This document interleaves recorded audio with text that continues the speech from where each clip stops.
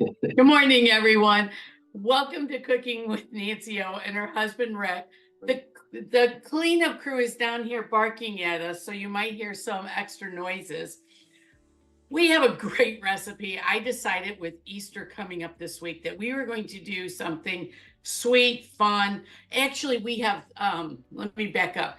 We have St. Patrick's Day and we have Easter right on top of each other. So I came up with I didn't come up with a recipe. Someone else made it. And I'm going to talk about her in a little bit. But it has to do with pumpkins. And you know I'm all about pumpkins.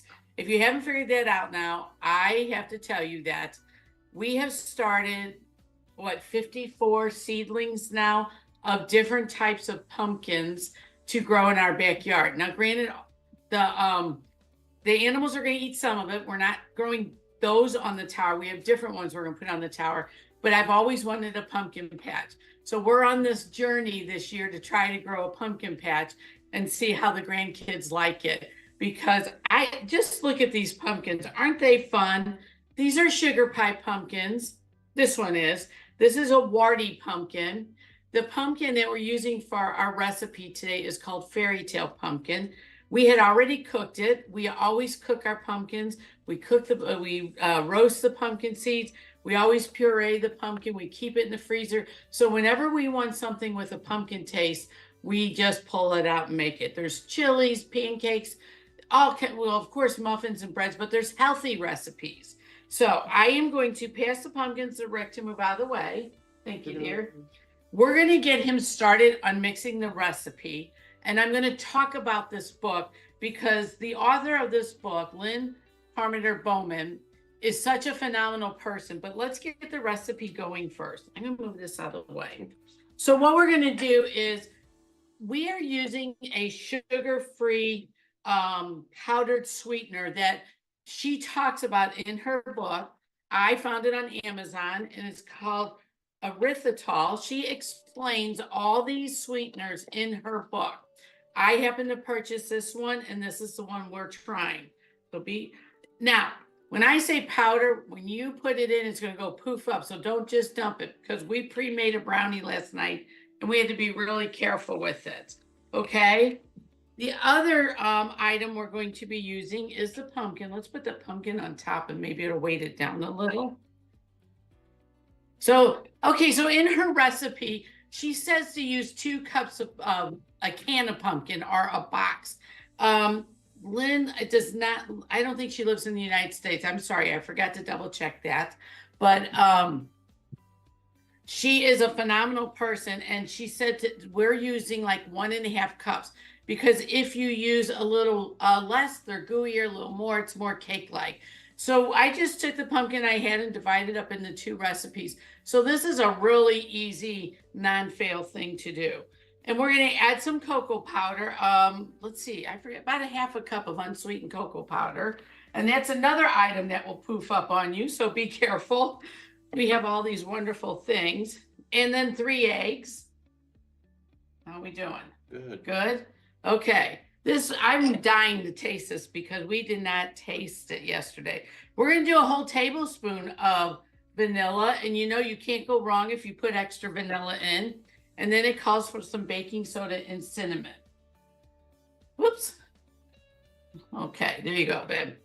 All right, now while he's mixing that, it's a little challenging because, I forgot the main ingredient. We used a jar of almond butter. And the almond butter that I chose was a toasted one, or you can use the raw, either way. And I took pecans because I can't eat walnuts. Pecans, walnuts, are you gonna make noise now? I'm gonna wait till you're done. Okay, go ahead, make noise. Oh, you can't even hear it. Okay, I can talk over that. I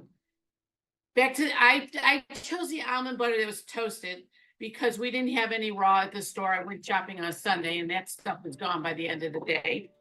But I took my leftover pecans that I kept in my freezer and I decided to toast them to add a little toasted flavor on top after I ice them. How's it going? He is getting a little noisy, isn't he?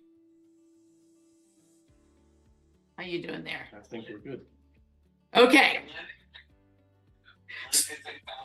And anyway, going back to Lynn, she lives in California, so they have different ingredients out there, like boxes of things. So wherever you live, are buy either a can, a box of pumpkin, or you can actually use butternut squash in this. So it's just phenomenal. I'm just excited about doing this recipe. So now I'm going to save, this is the topping for the icing, but I want to show you this book and I want to read something to you out of it because it's the most beautiful book I have ever seen put together. It has on the bottom here, just 2.5 square frosted brownie with added nuts, has 162 calories.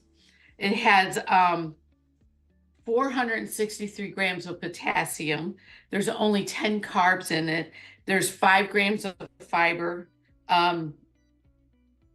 Okay, and then the net carbs are 5 grams, but 8 grams of protein.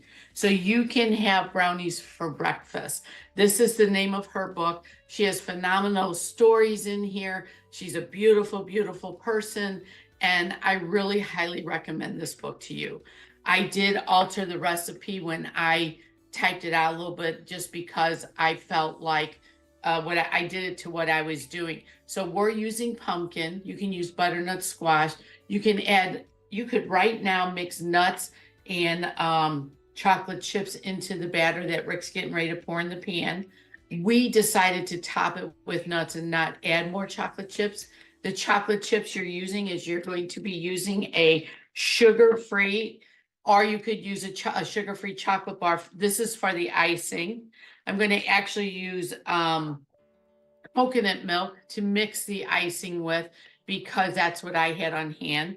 And I think this recipe is going to be so phenomenal because she bragged about it when I did a podcast with her, and if you guys aren't aware of it, we're doing a podcast called Inspirations by Nancy, and our recipes are on there.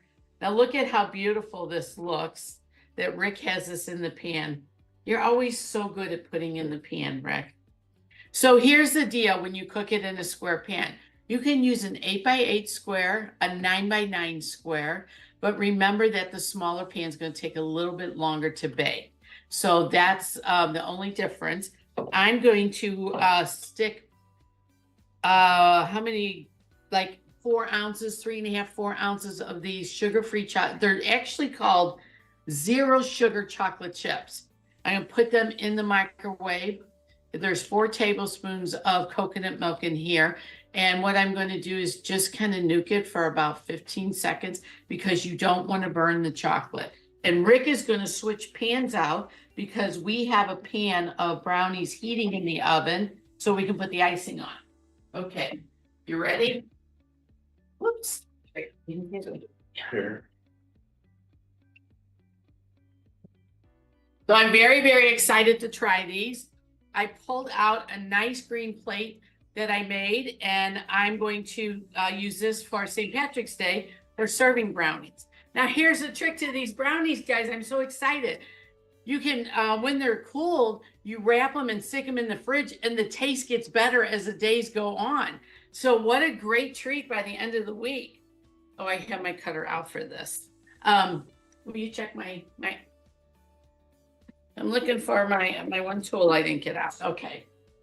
I think, so what you're going to do is, yeah, we're going to have to, see, I only did 15 seconds, but you have to really stir the chocolate chips to make sure that they do not burn, or any chocolate. 15. Yeah, do 15 more. Okay, so now back to this book has fantastic recipes in it. You're going to love it. We have the link to Amazon on there for you to buy it. And the reason Lynn wrote this book is it's a cookbook for diabetics and people who love them.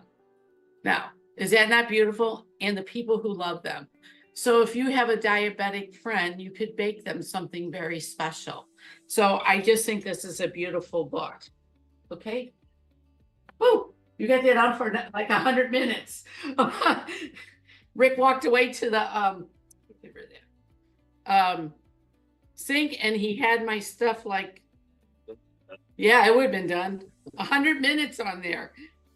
Can you see how it just chocolate and the coconut milk. You can use soy milk. What was the other milk they said? Oat milk.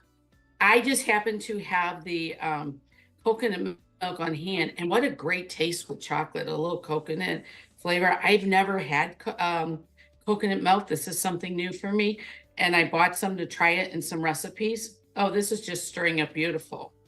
So we preheated these brownies that we made last night so we could drizzle the icing on, and what it's going to do is soak into the brownie better. Now, I guess the other thing is if it cooled down before you, they're not quite there yet, Rick. But then I'll just have chunks. They'll have chunks in them. This is true. Oh, that's a big chunk.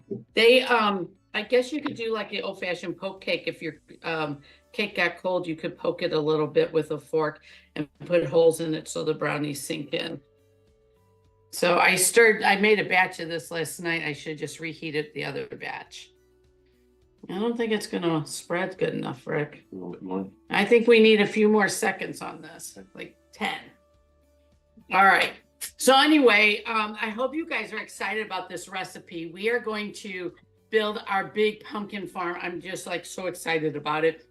It's a new adventure we're doing. We cannot grow, we are working now on our indoor tower farm here in St. Louis.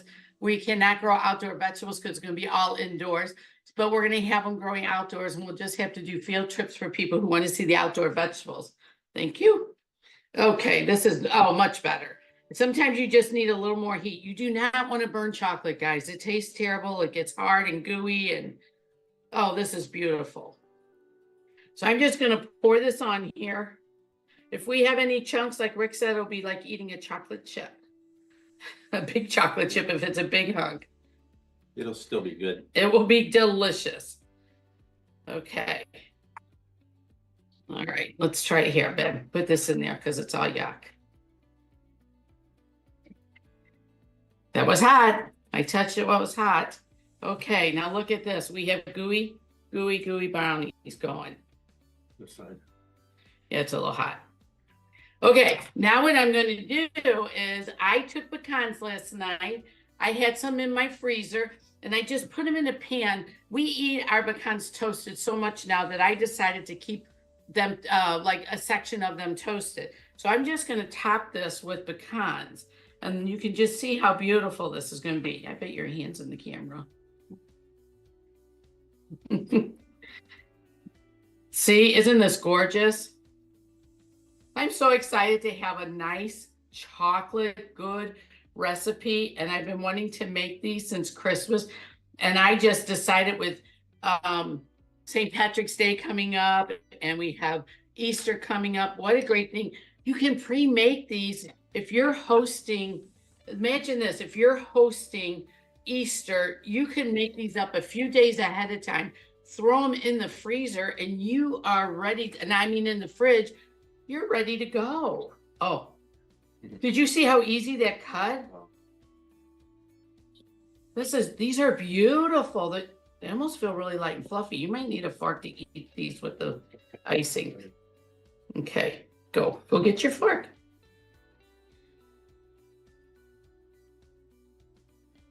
Oh, look at this. Look at how big and fluffy those are, Rick. I know, I want a middle one. I usually like the ends, but I love gooey brownies. So I want to see how gooey this is. Whoops, I didn't cut that backside, did I? They're falling apart, guys.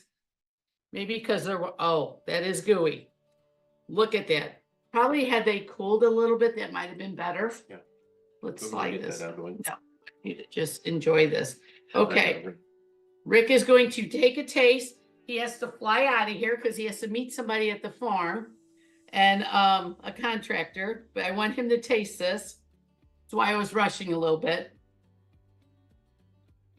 Oh, we got a hoo. Oh, you didn't give me a fork. Yeah. Oh, okay. You want the gooey one. I do want the gooey one. This is not gonna last long. Oh, guys. This tastes just like a regular brownie. I am not picking up on the sweetener. No. It is so, look at him, he's devouring this. Okay, give me the high five. Gotta go. He has to fly out of here. We have a contractor meeting us Rest mine. at the farm. I'll go. You can hear more when you get back. Okay. Imagine this, making these, if you order this on Amazon, you're gonna have it by the weekend. Make it up, keep it in your refrigerator the week of Easter, a few days out, and you're going to be able to have dessert for those diabetics that come to your meal. And this is a really nice brownie for someone who cannot have sugar. And if you're watching your calories, I know that having artificial sweeteners and that sometimes is a big taboo, but this is a natural sweetener that we use. And I think it has been an excellent recipe. Lynn, 2 thumbs up to you. This is fantastic. And I have no idea how I'm going to top this recipe next week, because I have been dying to do a dessert, and now I have done a dessert for you, and I am excited about that.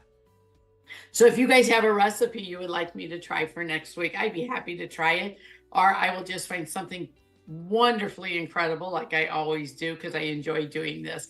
So be safe this week. Remember, we're working on we have our tower farm going, we have our podcast going, we have our pumpkin patch we're getting started on, and we're looking up recipes for you guys. We're starting new seedlings for our towers, and we're going to start all fresh outside. And I'm just dying to put my towers up because it's so warm, but I'm afraid we're going to get one more frost and it's not going to be ready.